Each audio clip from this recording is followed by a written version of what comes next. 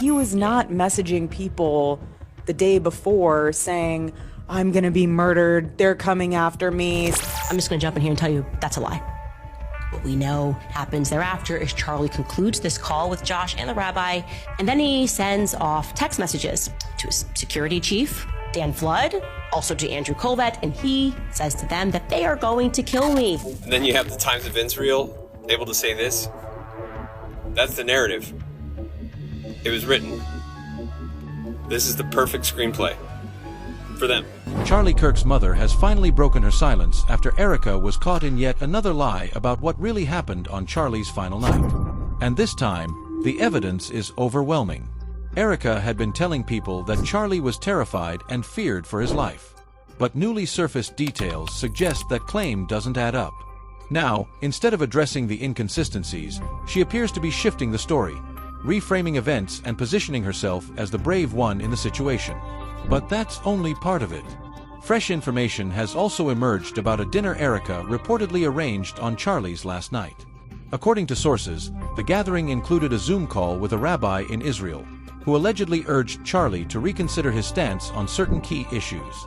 The revelation has raised even more questions and added another layer of controversy. Taken together, these new receipts paint a very different picture, and Charlie's mother isn't staying quiet about it. Let's break down what's come to light and how she responded. Many people know that Charlie said that he was going to die tomorrow is an absolute fact. Why these individuals are all being quiet about that is a massive question mark. It's been 5 months since the assassination of Charlie Kirk, yet the only person consistently placed at the center of the media spotlight is his widow, Erika. From non-stop headlines and back-to-back interviews to black tie galas and carefully staged photo ops, she hasn't stepped away from public attention since his death. But many are asking, where are Charlie's parents? They've remained almost completely out of view, and notably, Erika has rarely mentioned them. Instead, she's pushed a narrative suggesting that her own mother played the primary maternal role in Charlie's life. That claim hasn't sat well with those close to the Kirk family. According to an insider connected to Charlie's mother, Catherine Kirk, his parents are doing what most grieving families would choose to do: mourning privately and avoiding the media frenzy. However, what's reportedly troubling them most is Erika's evolving account of Charlie's final days. Charlie's mother allegedly believes her son was deeply unsettled before his death. Not only was he said to be fearful, but he may have also begun questioning Erika herself. The same insider claims Catherine is even considering a sit-down interview with Candace Owens to clarify what her son was truly experiencing in those final days. And that's where the inconsistencies become hard to ignore. Why does the story keep changing? Why are there now conflicting claims about threats against Charlie and whether his security was increased in the weeks leading up to September 10th? Each time Erika speaks publicly, critics argue that her version of events seems to shift, especially regarding the night before Charlie's tragic trip to UVU. The first detailed account came during Erika's September 21st interview with the New York Times. According to the article, on the evening before Charlie traveled to Utah, he and Erika met with a faith leader in the Phoenix area to pray over his upcoming campus tour of roughly 20 universities. The report stated that both Erika and the friend were concerned for his safety. During dinner, Erika allegedly urged Charlie to wear a bulletproof vest. When he declined, the friend suggested he consider speaking behind bulletproof glass. At that point, Erika's narrative was clear. She and the faith leader were deeply worried about Charlie's safety and had actively encouraged protective measures. Then, just 2 days later, on September 23rd, Megyn Kelly shared that Erika was reportedly shaken by a piece published by Jezebel referencing a so-called witch's curse against Charlie. Now the timeline and the tone began to shift. And that's what has people questioning which version of events is the real one. Erika and Charlie Kirk heard about these curses, and that news genuinely rattled Erika in particular. She knew Christian teaching on the subject. She loved Charlie, absolutely. And she was scared when she heard of the curses Jezebel had called up. So much so that she and Charlie contacted a friend, who I believe she said was a Catholic priest, but definitely a friend, and asked him to come over and pray with them over Charlie the night before he was murdered. She eventually worked it through, and so did Charlie. That, as she later told me, weapons will form but not prosper, that Satan and those witches have no power. Are we really supposed to believe that a random online article was the reason Charlie suddenly feared for his safety? That explanation raises more questions than answers. Articles like that had been written about him countless times before, and according to Candace Owens, he never treated pieces like that as credible threats. So why would one post from Jezebel suddenly trigger panic and emergency-level concern? It simply doesn't line up. But here's where things become even more confusing. Fast forward to November 22nd, during Erika's live interview with Megyn Kelly, and the narrative appears to shift entirely. This time, Erika claimed that neither she nor Charlie felt afraid. According to her updated account, September 9th was completely normal. Just another typical evening before one of Charlie's speaking events. Two very different versions of the same night. And that contrast is exactly why so many people are questioning which story reflects what truly happened. I always knew that there were people out there that hated us with deep, deep passion of hate. But it didn't scare us. He was never afraid of that. Neither was I. Obviously, we protect our children. You know, we don't show their faces on the internet. If that was our last day, it was our last day. Like, we always lived as if it was the last day. That's why Charlie's speeches were so good. But again, it wasn't anything that, you would think any different. Cute. No. Here's where the contradictions become impossible to ignore. In her earlier interview with the New York Times, Erika said she was so concerned on September 9th that she urged Charlie to wear a bulletproof vest.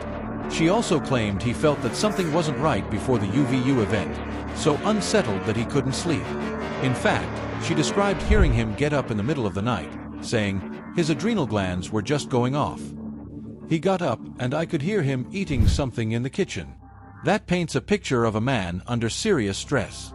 But later, during her appearance with Megyn Kelly, Erika presented a completely different tone, insisting that September 9th was normal, calm, and no different from any other night before a speaking event. So which version is accurate? Was Charlie anxious and losing sleep? Or was everything perfectly routine? The conflicting accounts are exactly what critics say undermine her credibility. And then there's another layer to the story, one Erika has reportedly avoided discussing. According to Candace Owens, something significant also took place on September 9th that didn't just involve a Catholic priest. It allegedly included a Zoom call with a rabbi based in Israel.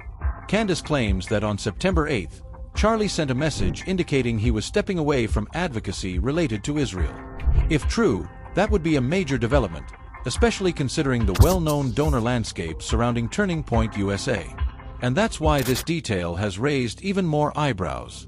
So Charlie writes in this group chat, just lost another huge Jewish donor, $2 million a year because we won't cancel Tucker.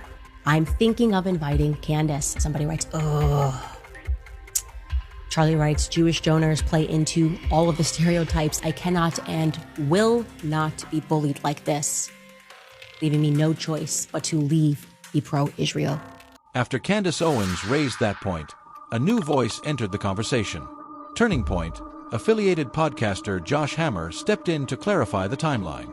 According to him, the message in question wasn't sent on September 8th, but rather on September 9th.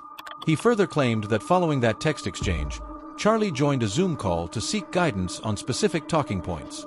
If accurate, that detail adds another layer to what was already described as a tense and pivotal 24-hour period. It also complicates the narrative about whether that evening was calm and routine, or filled with serious discussions and strategic reconsiderations. Owens seized on this totally out of context screenshot of Charlie Kirk being very upset that a Jewish donor was withholding his $2 million donation. And she used this as an attempt to say, oh, Josh Hammer's lying, that Charlie Kirk remained pro-Israel until his final moments.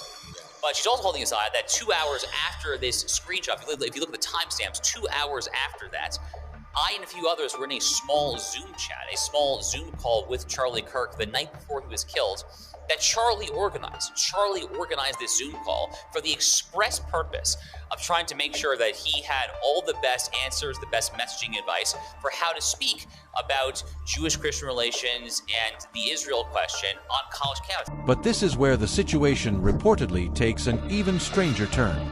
According to Candace Owens, the Zoom call didn't just involve domestic advisors. She claimed it included a rabbi based outside the United States, and that the conversation became intensely heated. Allegations have surfaced suggesting there was significant pressure placed on Charlie, and even claims of attempted bribery during the exchange. What's especially alarming is what supposedly happened next. Candace stated that immediately after the call, Charlie messaged Dan Flood and Andrew Colvett with a chilling line, "They're going to kill me." If that account is accurate, it sharply contradicts the idea that September 9th was just another ordinary evening. Instead, it suggests a moment of intense stress and perceived danger, raising even more questions about what truly unfolded in those final hours. Okay, first and foremost, I just want to say he's so full of crap. The idea that Charlie had just gotten back from Korea and was like, "Oh, please help me, Josh Hammer. You're a complete idiot. Please help me learn how to speak to college students." Josh Hammer and a rabbi who lives in Israel. Like, there was nobody else available. You know what time it must have been in Israel for him to organize this call? Why is he doing it with this rabbi, was it Wojcicki, whatever his last name is? You're not going to just call like Dennis Prager, who you're apparently writing a Shabbat Shalom book with? It seems a little suspect. So you're actually clarifying for us something that's amazing. This is a stunning admission, okay? Because we know that when Charlie got off of this phone call, he texts that evening a text message to Dan Flood and Andrew Colvett saying they're going to enter the conversation. The public will ultimately have to weigh the competing claims and decide which version of events feels most credible.